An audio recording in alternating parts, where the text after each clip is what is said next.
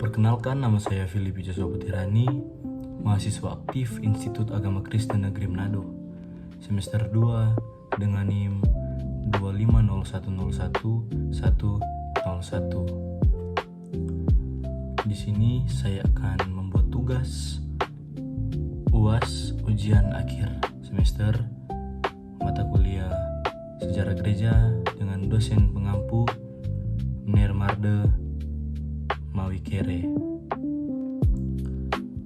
Pada kesempatan ini, saya akan membahas tentang gereja di Asia, meliputi sejarah dan perkembangannya, tantangan yang dihadapi, serta peran gereja dalam kehidupan masyarakat Asia pada masa kini. Di sini saya masuk ke pendahuluan. Jadi, Asia merupakan benua terbesar di dunia dengan jumlah penduduk terbanyak. Benua ini memiliki keragaman budaya, bahasa, suku, dan agama yang sangat tinggi. Agama-agama besar seperti Hindu, Buddha, Islam, dan Konghucu berasal atau berkembang kuat di Asia. Di tengah keberagaman tersebut, agama Kristen juga memiliki sejarah yang panjang.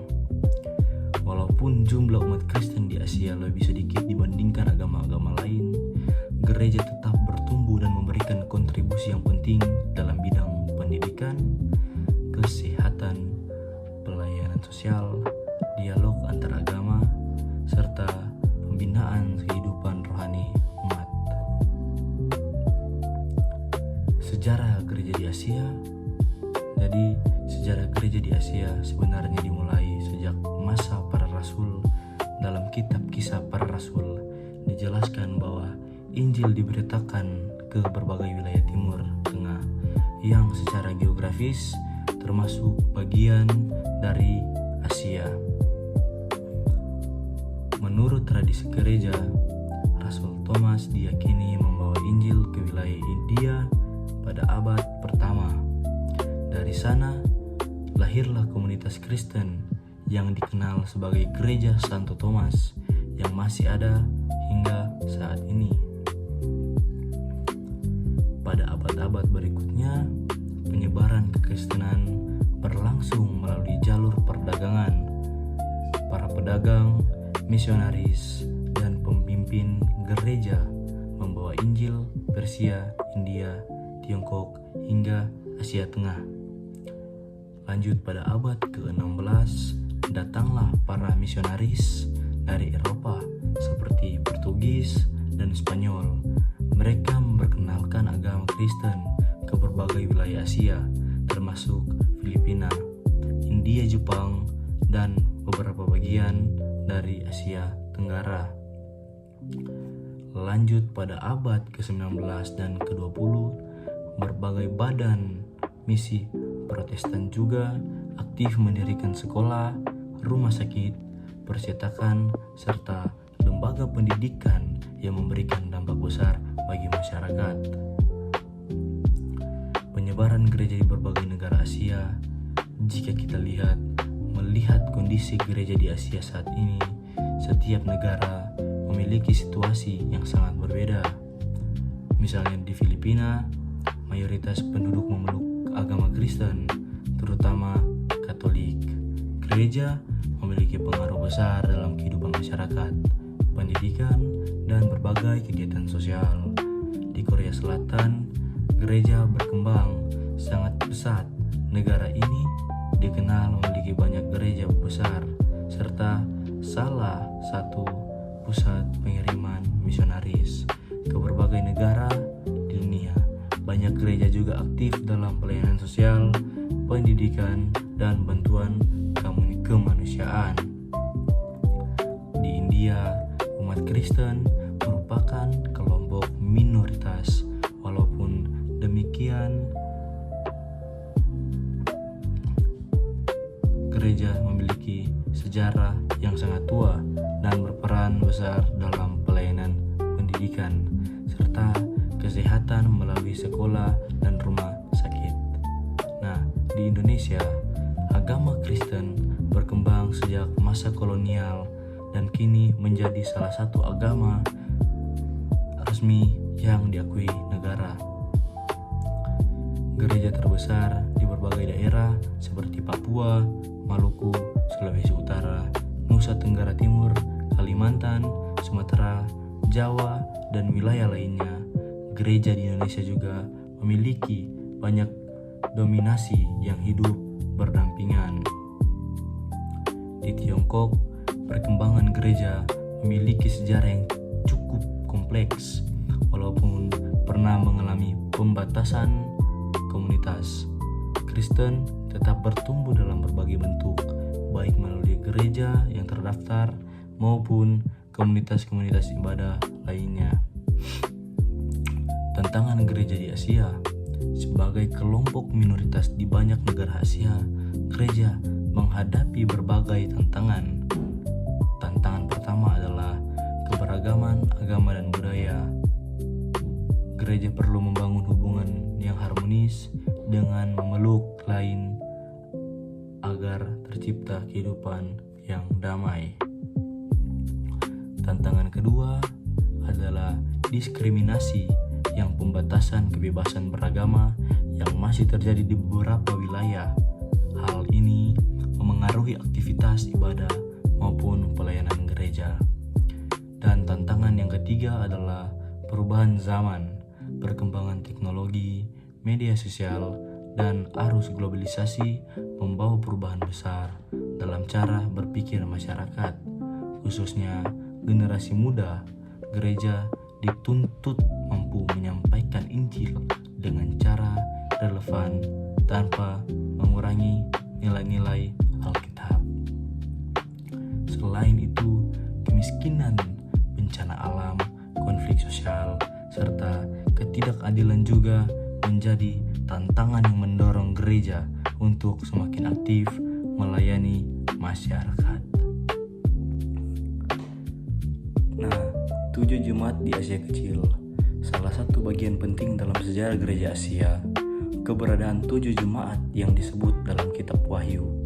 Ketujuh jemaat tersebut adalah Efesus, Smyrna, Pergamus, Tiatira, Saradis, Philadelphia, Laodikia.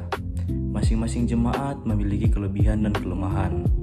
Melalui Rasul Yohanes, Tuhan memberikan pujian, teguran, dan janji kepada setiap gereja. Pesan-pesan tersebut masih relevan hingga sekarang karena mengingatkan gereja untuk tetap setia kepada Kristus, menjaga kemurnian iman, serta tidak terpengaruh oleh ajaran yang menyesatkan. Penyebaran Injil ke timur. Setelah abad pertama, penyebaran Injil tidak berhenti di wilayah Romawi. Gereja terus berkembang ke arah timur melalui jalur perdagangan seperti jalur Sutra. Salah satu gereja yang berperan besar adalah Gereja Timur atau sering dikenal sebagai Gereja Nestorian. Para misionaris membawa Injil ke Persia, India, Asia Tengah, Mongolia, bahkan serta sampai ke Tiongkok. Pada tahun 635 Masehi, seorang misionaris bernama Alopen tiba di ibu kota dinasti Tang di Tiongkok. Kaisar saat itu menerima kedatangannya dengan baik dan mengizinkan penyebaran ajaran Kristen. Bukti keberadaan gereja pada masa itu ditemukan melalui prasasti Xian yang didirikan pada tahun 781 Masehi. Prasasti ini menjadi salah satu bukti sejarah bahwa kekristenan telah hadir di Tiongkok sejak abad ke-7. Gereja di India. Menurut tradisi gereja, Rasul Thomas datang ke India sekitar tahun 52 Masehi. Ia memberitakan Injil di wilayah pantai Malabar, India Selatan. Komunitas Kristen yang berdiri di sana dikenal sebagai orang Kristen Santo Thomas.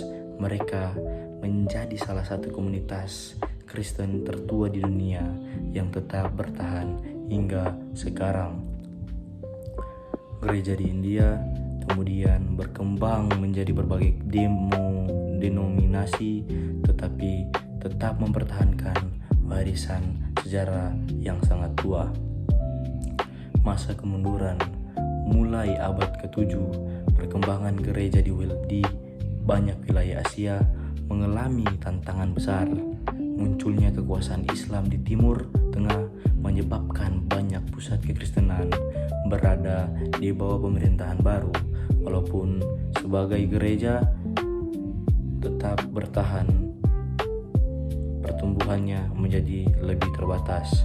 Selain itu, peperangan, perubahan politik, dan penganiayaan menyebabkan banyak komunitas Kristen mengalami kemunduran. Di Tiongkok sendiri, beberapa dinasti membatasi masuknya agama asing, sehingga penyebaran Injil mengalami hambatan.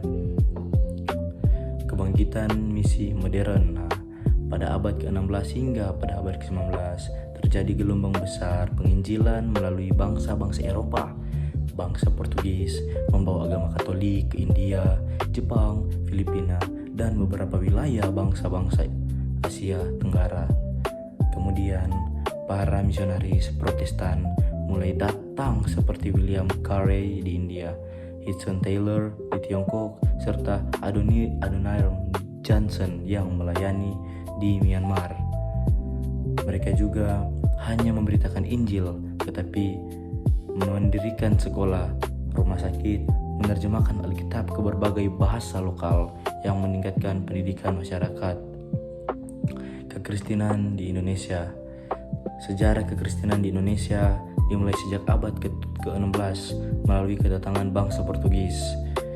Selanjutnya, Belanda membawa pengaruh gereja Protestan ke berbagai daerah Nusantara. Pada abad ke-19 sampai pada abad ke-20, banyak misionaris melayani di Sumatera, Kalimantan, Sulawesi, Maluku, Papua, dan Nusa Tenggara. Bersama para penginjil lokal, gereja bertumbuh dengan pesat sehingga Indonesia sekarang menjadi salah satu negara dengan jumlah umat Kristen terbesar di Asia. Gereja Asia masa kini, saat ini gereja di Asia menunjukkan perkembangan yang sangat beragam. Di beberapa negara, gereja berkembang dengan cepat melalui kebangunan rohani dan pelayanan sosial. Namun, di beberapa wilayah lain, orang Kristen masih menghadapi tantangan berupa diskriminasi, pembatasan, kebebasan beragama, bahkan penganiayaan. Walaupun demikian, gereja tetap bertumbuh melalui pelayanan digital, pendidikan, pemuridan, dan penginjilan lintas budaya. Asia kini menjadi salah satu pusat pertumbuhan kekristenan dunia.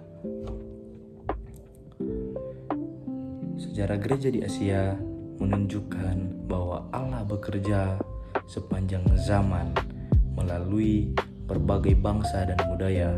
Dari Yerusalem, Injil menyebar ke Asia Kecil, Persia, India, Tiongkok, Asia Tenggara, hingga akhirnya menjangkau seluruh dunia. Sejarah ini mengajarkan bahwa gereja dipanggil untuk tetap setia memberitakan Injil, melayani sesama, serta menjadi terang di tengah masyarakat. Kiranya pembelajaran ini menambah wawasan kita tentang perjalanan gereja di Asia dan mendorong kita untuk terus melanjutkan misi Kristus pada zaman sekarang. Terima kasih, Tuhan Yesus memberkati. Demikian tugas ujian akhir semester yang telah saya penuhi dari mata kuliah Sejarah Gereja dengan dosen pengampu Nir Marde Mawikere. Terima kasih.